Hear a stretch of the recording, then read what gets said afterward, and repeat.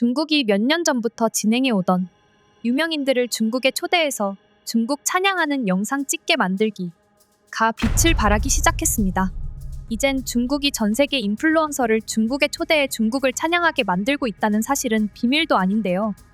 Dajia Hao, hello everyone. I just want to show you guys how amazing and secure China is.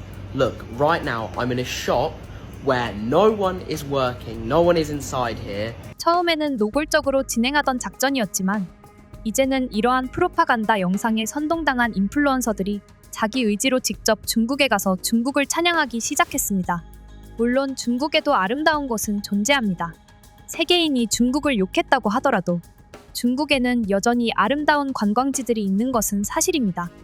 다만 전 세계인이 욕한 것은 중국에 관광지가 없다는 내용이 아니고 그들의 정부와 그걸 신봉하는 중국인들에 대한 비판이었죠. 하지만 중국 찬양론자들은 그런 논점을 전부 흐리고 중국에는 아름다운 곳이 많다며 중국이 평가절하되어 있는 나라라는 논리를 펼치고 있습니다. 그리고 이것이 정확하게 먹혀들고 있는 것인데요. 다른 나라에 갈 때마다 큰 화제가 되는 3,700만 구독자의 아이쇼스피드는 작년에 한국에 왔던 것으로 큰 화제몰이를 하기도 했었는데요. 이번에는 중국에 갔습니다.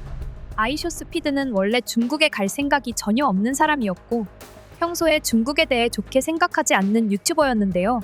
최근에 중국에 오라는 말을 시청자들에게 너무 많이 듣고 있었고 특히 중국에 대해 전 세계적인 이미지가 좋아지기 시작했다고 느낀 그는 중국으로 향했습니다. 그런데 이상한 점은 아이쇼스피드가 가는 모든 곳에 여행 가이드들이 대기하고 있었고 가이드들은 중국의 좋은 것을 소개해준다면서 마치 미리 모든 게 준비되어 있는 듯한 스케줄을 아이쇼스피드에게 소개했는데요.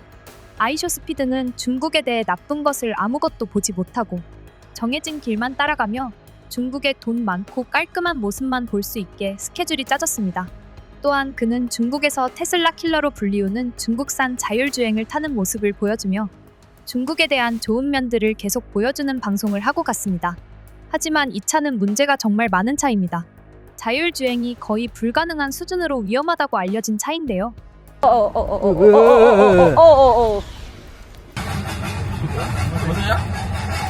隔壁的那个是我们的吗？是吧？是我们的吗？滴水来，滴水了，漏水了。对，漏水了。水先漏了吧？ 중국이 자랑하는 빠른 속도의 기차도 타고 갔으며 소림사에 들려 쿵푸도 배우고 갑니다. 또한 영상 내내 많은 중국인 유명인들과 갑자기 우연히 마주치는 모습을 보였는데요. 사실 그들은 우연히 만난 게 아니라 이전에 미리 만나서 짧은 영상도 찍었다는 게 밝혀져 수상하다는 말을 듣고 있습니다. 또한 많은 중국인들은 아이쇼스피드에게 시진핑을 찬양하는 말도 거리낌 없이 했는데요. 이에 아이쇼스피드는 당황하기도 했습니다. Greeting from Xi Jinping, man. What? 이렇게 아이쇼스피드는 하루 종일 중국의 이상한 가이드들의 스케줄에 따르며 중국 방송을 했습니다. 하지만 아이쇼스피드는 이것에 따를 수밖에 없었는데요. 이 중국 가이드들을 따르지 않으면 큰일 날 수 있기 때문입니다.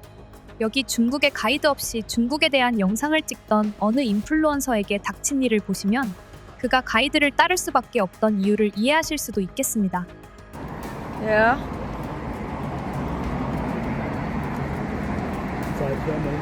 Oh God, should we go jail? 한편 현재 해외에서는 각국의 유명인들을 초대하는 중국의 작전에 대해 말이 많은데요. 많은 이들은 이게 절대 먹혀들지 않을 것이라고 예상했으나 시간이 길어지자 생각보다 작전이 잘 먹혀들고 있고 최근 조사에 따르면 2020년 당시 서방 국가에서는 중국에 대해 전 세계인의 94%가 좋지 않은 이미지를 가지고 있다고 답했지만 현재 2025년에는 중국에 대한 이미지가 이전보다 많이 좋아졌다고 답한 사람들이 36%가 되었습니다. 이는 중국의 작전이 정확하게 먹혀들고 있다는 것을 증명하는데요.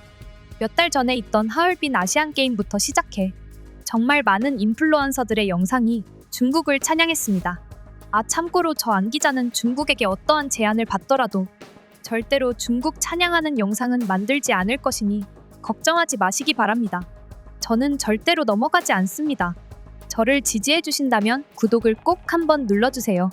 한편 해외에서는 현재 중국이 더 큰 작전을 시행할 것이라고 말하는 어떤 글이 올라왔습니다. 이 글은 매우 신빙성도 높아 보였고 무엇보다 중국의 작전이 이제 더 크게 먹혀들 것 같아 두려움까지 느껴지는 글이었는데요.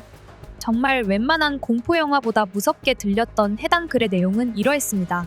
요즘 주위 여성들에게 많이 듣는 말이 있다.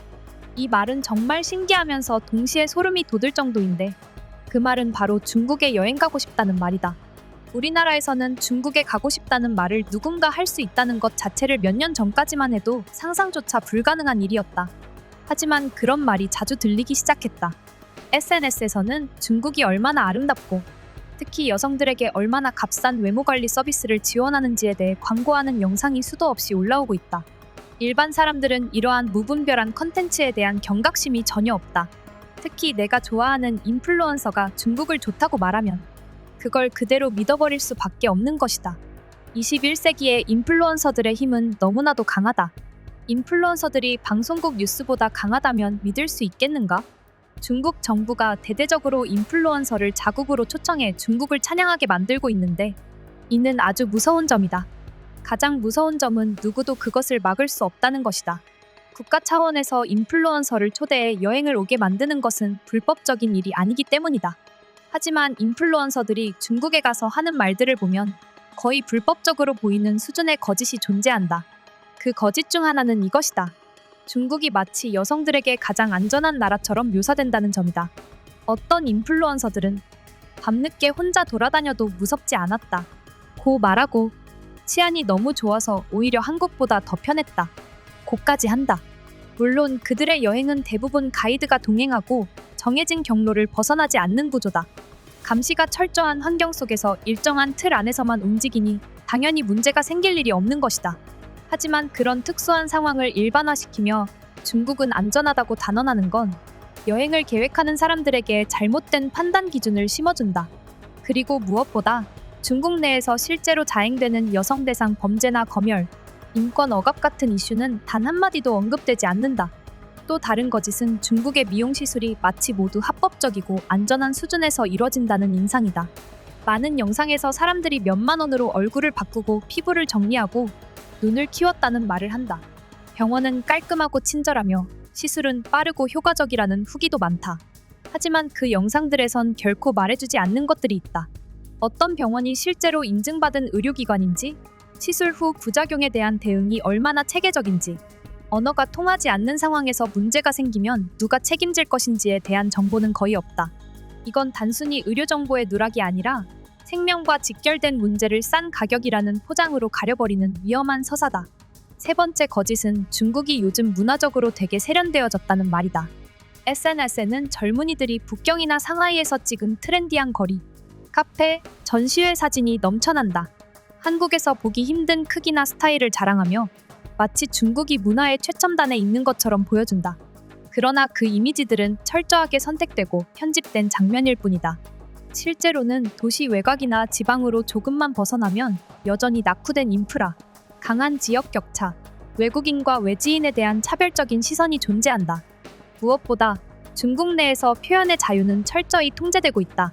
문화라는 것은 단지 예쁜 공간이나 카페의 수로 평가되는 것이 아니라 사람들이 자유롭게 말하고 생각을 나누며 창작할 수 있는 기반 위에서 자라나는 것이다.